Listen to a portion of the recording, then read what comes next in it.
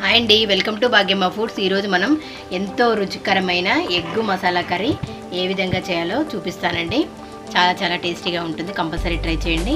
ముందుగా మనమైతే కొన్ని పల్లీలు తీసుకోవాలండి, రుచికి సరిపడా, మరీ ఎక్కువ కాదు, కొన్ని పల్లీలు తీసుకోవాలి. ఎందుకంటే గ్రేవీ కోసం మనం ఒక 3 స్పూన్లు తీసుకోండి. అలాగే మెంతులు కొద్దిగా తీసుకోవాలి. ఈ మూడింటిని బాగా వేగనివ్వాలండి, మరీ ఎక్కువ కాకుండా. ఎక్కువ వేగితే అది మనకి చేదొస్తుంది కదా, మీకు తెలుసు కదండి మెంతుల సంగతి. ఓకే అండి, వాటి మూడింటిని వేయించుకున్న తర్వాత పక్కన పెట్టేయాలి, చల్లారనివ్వాలి.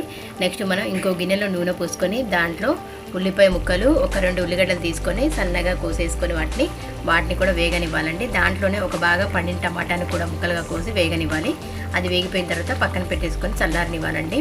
నెక్స్ట్ మనం ఒక గిన్నెలో ఆయిల్ పోసుకొని తాలింపు వేసుకోవాలండి. దాంట్లో తాలింపులో మనం తాలింపు గింజలు వేసుకోవాలి. నెక్స్ట్ దాంట్లో ఉల్లిపాయ ముక్కలు కూడా వేసుకోవాలండి. ఉల్లిగడ్డలు చాలా టేస్టీగా ఉంటాయి కదండి పులుసులోకి. ఓకే అండి, ఇది కాస్త మగ్గిన తర్వాత ఇప్పుడు మనం ఆల్రెడీ వేయించి పెట్టుకున్న వాటిని గ్రేవీ చేసుకోవాలండి. పల్లీలు, వాటి జీలకర్ర అవన్నీ ఉన్నాయి కదా, ఆ మిశ్రమాన్ని దీంట్లో మనం తాలింపు వేసిన దాంట్లో వేసుకోవాలండి. అది కాస్త మగ్గిన తర్వాత ఆల్రెడీ మనం ఎగ్స్ని ఉడికించి పెట్టామండి, ఆ ఎగ్స్ని దీంట్లో వేసేసుకోవాలండి. ఇలా ఉడికించి పెట్టిన ఎగ్స్ని ఇలా వేసేసుకున్న తర్వాత దీంట్లో మనం చింతపండు పులుసు వేసుకోవాలండి. అలా వేసేసి దాంట్లో ఉప్పు కారం సరిపడ్డాయో లేదో చూసుకోవాలండి.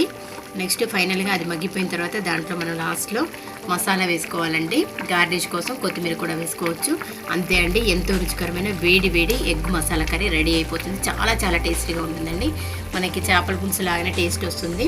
కంపల్సరీ ట్రై చేయండి. మీకు ఎలా కుదిరిందో కామెంట్ సెక్షన్లో తెలియచేయండి. ఇలాంటి వెరైటీ వంటకాల కోసం భాగ్యమ్మ ఫుడ్ ఛానల్ లైక్ చేయండి, షేర్ చేయండి, సబ్స్క్రైబ్ చేయండి. Thanks for your support.